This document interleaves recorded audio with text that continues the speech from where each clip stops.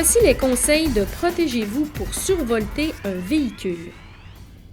Afin de faire cette opération, nous aurons besoin de câbles de survoltage, de lunettes de sécurité et de gants de protection.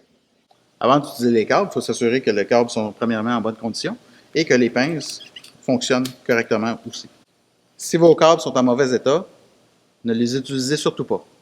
Pour bien effectuer un survoltage, il faut s'assurer que les deux véhicules sont près l'un de l'autre, que les deux véhicules ne se touchent pas et que les deux freins à main dans chacun des véhicules sont bien appliqués. Bien s'assurer avant le survoltage que le véhicule automatique est au park et qu'un véhicule manuel est au neutre. Dans certains véhicules, il faudra enlever certaines composantes pour avoir accès à la batterie. Avant de procéder au survoltage, on doit s'assurer que le boîtier de la batterie n'est pas déformé, qu'il n'y a pas de fuite de liquide et puis que les pôles ou les poteaux de batterie sont bien serrés. Si vous constatez un problème, surtout n'effectuez aucun survoltage. En hiver, lorsqu'il y a des températures très froides, après plusieurs heures, il faut s'assurer que la batterie n'est pas gelée. Si la batterie est gelée et on fait un survoltage, il y a risque d'explosion. Donc, il faut s'assurer que la batterie, on va devoir la prendre, l'enlever du véhicule, la porter dans un endroit où elle va pouvoir dégeler et s'assurer, avant de la rapporter, qu'elle soit bien chargée ou qu'on la rapporte qui est dégelée et qu'on peut faire un survoltage sur la batterie. On va débuter par brancher le véhicule qui est en panne en premier.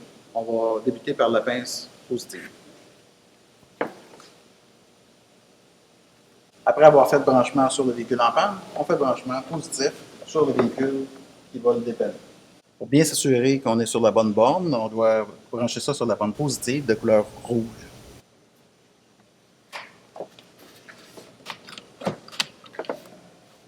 Après avoir branché le poteau positif, on doit brancher le pôle négatif.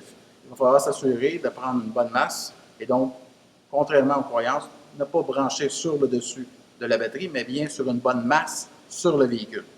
Pour trouver une masse sur le véhicule, on va devoir s'assurer d'avoir un endroit qui est métallique et bon conducteur sur le bloc moteur.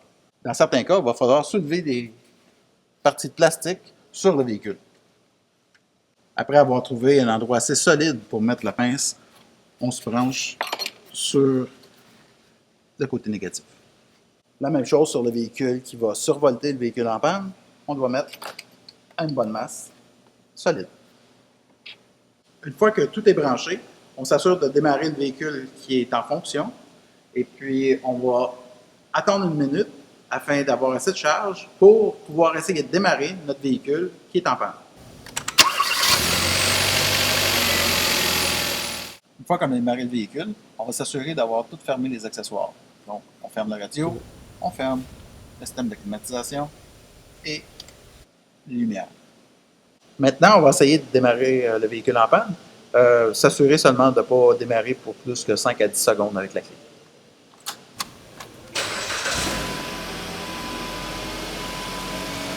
Une fois que les deux véhicules tournent, on le fait à l'inverse. En premier, le négatif. Et en deuxième, le positif. Si on a dû survolter le véhicule, donc ça veut dire qu'il y avait peut-être un problème avec la batterie. Ce serait plus sécuritaire de les faire vérifier dans un centre de service ou par un mécanicien afin de s'assurer que le tout est en bon état.